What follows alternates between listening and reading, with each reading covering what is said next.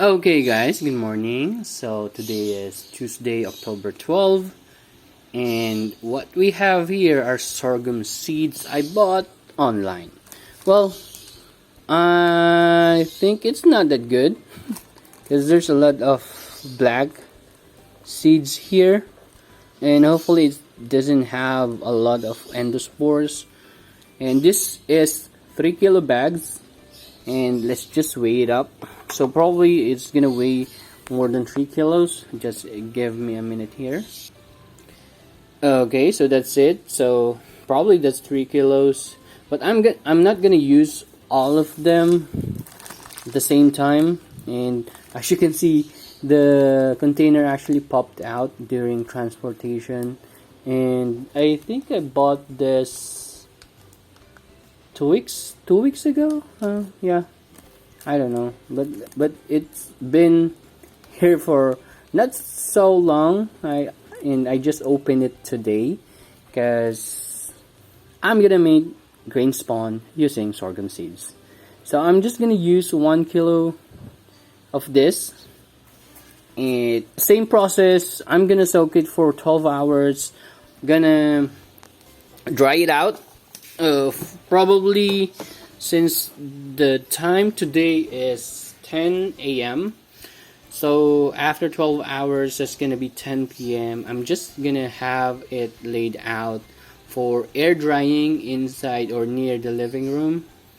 And yeah, probably 4 or 5 a.m. tomorrow morning, I'm gonna put it on the jars and put it to sterilization, just as always. So I'm just gonna have it, let's just have it resetted. That's it. So let me just put some grains there. I'll be back.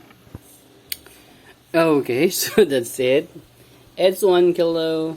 Yep, it's exactly 1 kilo. I'm really good. So we're gonna rinse them now, and let's see how many will actually float. Usually on the process of rinsing my grains, floating grains or materials is actually took or removed as well, because it's gonna drain. I don't know. Well, I'll just get back to you. I'll let you see how I rinse it later. Bye bye.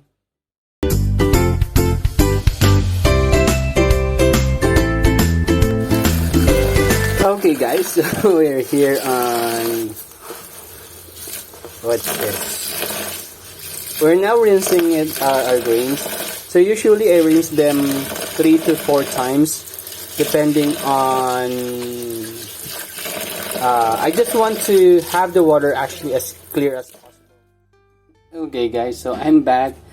I was cut off a while ago because there's a pickup for delivery that came up. So I don't know what I'm talking about a while ago. Probably related to how many times I rinse my grains. So usually I rinse them 3 to 4 times, or up until the water actually clears up. So yeah, so this is the debris that I'm talking about. So things that are floating usually just end up being drained and being thrown away. So that 1 kilo would probably 10% lesser. I don't know, but it's gonna be lesser than 1 kilo. And I don't plan to make a big chunks of spawns. It's gonna be a trial versions, but hopefully we're gonna have a good and better results on it. I'm gonna use pink and white oyster to as spawns. And okay, let me just rinse it out 2 times, and I'm gonna let you see how clear the water when I decide that it is okay. Okay, I'll just be back later. Okay, so after one rinse, this is how much of grains or debris that we're gonna throw. So that's a lot. Probably it can have one jar on it. Yeah, but that's part of my process. And yeah, I'm just gonna rinse it again. I'll be back later. Okay guys, so this is the 5th time, but I'm not gonna throw the water anymore. This as clear as this is good for me. So these grains, it took 4 times of rinsing before I have this clear water. So yep, this is too much water to be honest, but it's okay. We're gonna have it sit for 12 hours, and after 12 hours we're gonna drain them and lay it out to be air dried. Then after probably 6 hours, 7 hours, it's good. Yeah, air drying depends on the air conditions of the air. If it's too windy, it's too hot, depending on temperature. But like as always, you'll be sure or you'll be better off with air drying when you actually get a lump of grains. There should be no water stains that's left on your hand, and it should still feel moist. Well, anyway, I'm gonna let you see how I do that. And yeah, so that's it. This took around 4 times of rinsing before I come up onto this. And to be honest, I think it's not that good of grains quality, in terms of quality, because I do see some sorghum seeds that are bigger than this and I think cleaner than this, but this one is not that good. Although I don't know what to expect. This is the first time that I'll be using sorghum seeds, and it's not available on the local feed shop here. Yeah, that's it. So let's see what's the results, because we always base our judgment on the final results, but we do have some ideas of what can happen, how it looks, but it all what you call this? It all depends on what's the actual result. Okay, so I'm just gonna have this on a place where it can sit for 12 hours, and we're gonna take a video again as I laid it out for drying. That's it guys, thank you, see you next video, bye bye.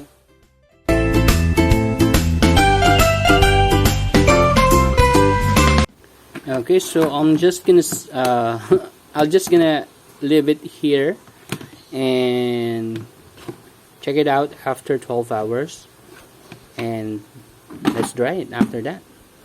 Bye bye.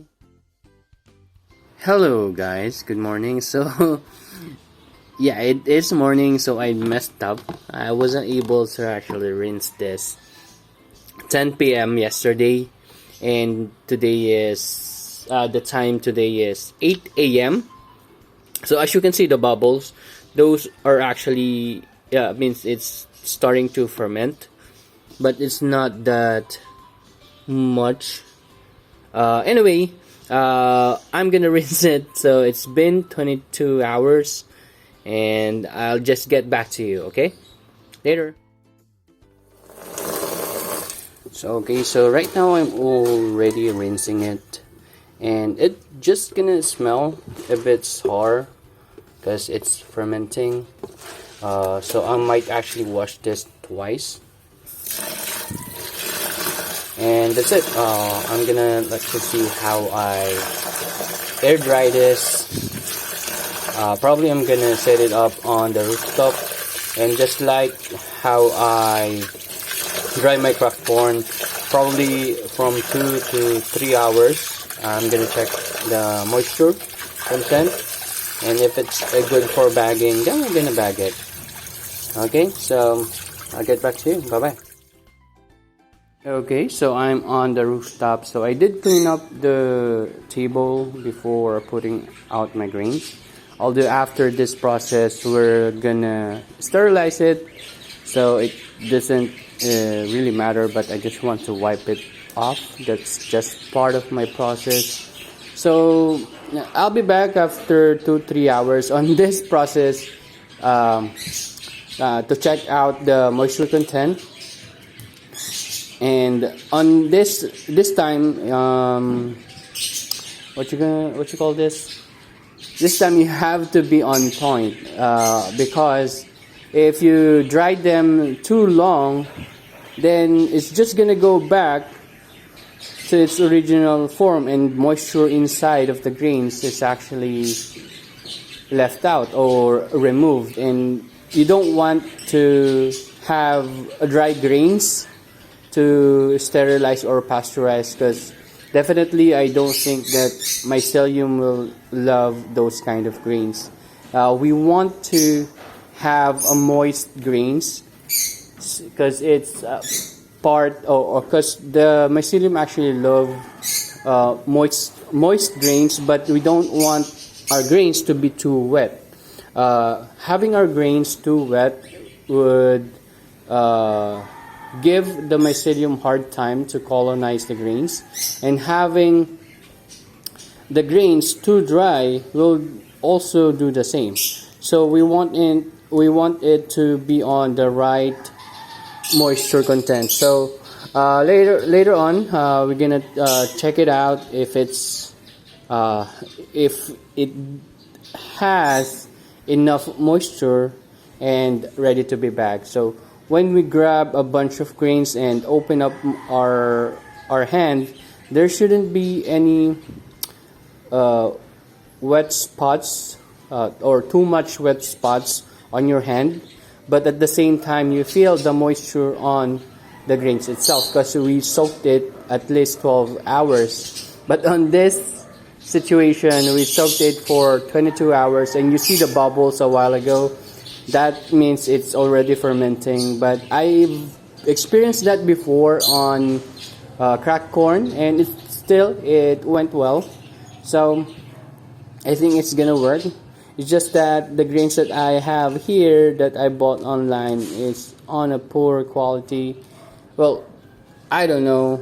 It's my first time seeing sorghum grains, but based on how I see it, it's really not good, because I do see some videos online using sorghum seeds, sorghum grains, and they actually look better, and the grains is actually bigger, unlike this one. I'm not sure. Well, hopefully it's gonna work. That's what we want. So see you guys later. Bye bye. Hello guys, so it's been 1 hour and 30 minutes, so I just checked it out, and still not ready. So probably I'm gonna wait another 30 up to 1 hour and check it out again. So yeah, so when I get a lump of grains, I do feel that there are a lot of wet spots on my hand. I don't know if it's visible, but looking at the grains itself, I do know that it's still wet. So yep, just leave it for another 30 minutes or up to 1 hour, and I'll get back to this. That's the only update. I'll get back to you later. Bye bye. Hello guys. So good morning again, and I almost forgot that I am drying some grains, but it's exactly 3 hours from the first time that we've laid this out here, and based on the texture and moisture it's good enough. It's good, and not really good enough. It's good. The time is already okay. So when I actually get some lump of grains, I don't see any spots of water, but at the same time I do know that it is moist because it's a bit cold. I don't know if it's the right term, but and also at the bottom there's still some moisture because they are the one at the bottom, but since the top grains are on the right moisture, those moisture at the bottom will be distributed all over the grains, but this is good enough. So you might actually need to practice and do some trial and error how to time it, because depending on the area you're in, depending on the wind, the temperature, the time will actually vary. On the living room previously, or on my first trials, I do air dry my grains at the living room, and it takes around 6 up to 8 hours of drying there. So here at the rooftop, maximum of 3 hours, and I'm good with the results. So it's up to you. You might need some trial and error on timing it up, but the best thing is for you to check it every hour and see how the grains is actually doing. So there are parts that are really a bit moist, but I do think that since it's gonna be mixed up with those other grains, and it's gonna be good for, or it's just gonna be on the right moisture content. So yeah, that's it. So I do have here my jars, but I forgot to bring my weighing scale, so I might just do the weighing scale at the first floor.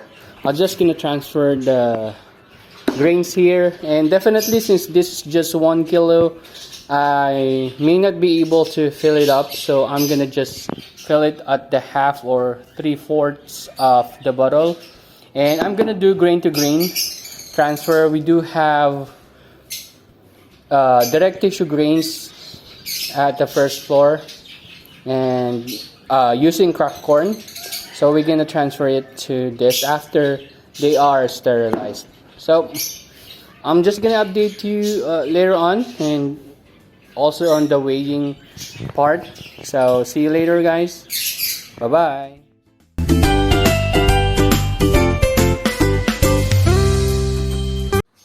Okay guys, so we're here on the first floor, and I'll be weighing our grains. So initially, the bottle with the cup is 142 grams. So let's see the average weight per jar. So this is 281 minus 142. So that's probably around 140, approximately 140 grams of grains is inside here. And let's see other. So that's 140.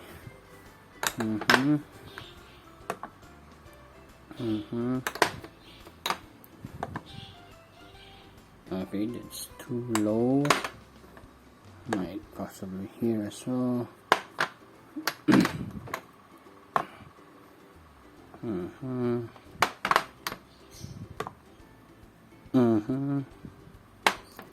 So let's see what would be our average. So probably I'm gonna make per jars around 265 up to 270 grams. So that would be 130 grams of grains, plus since we're gonna add some grains later on after inoculation, so that probably gonna make up until 140 grams probably. So yeah, that's it. And as you can see, I do have some empty bottles here. I'm actually planning, I'm gonna do some PDAs as well, but we're gonna do this first. So that's it. I'm just gonna update you later on, and bye bye for now. Okay guys, so we already have it on our pressure cooker, and there's also water, probably around 3 or 3.5 liters of water. This is a 10 quarts pressure cooker, and it's working on 80 kilopascal or 11.6 psi. So before, I'm telling you that it's on 8 psi, but it's not. It's on 11.6 psi, but still it's not on the 15 psi, which is mostly required based on the books if you're using a pressure cooker. Well, anyway, it still works, and I usually previously I'm doing just 2 hours total time, but now I do 2 hours 15 minutes up to 2 hours 20 minutes of time.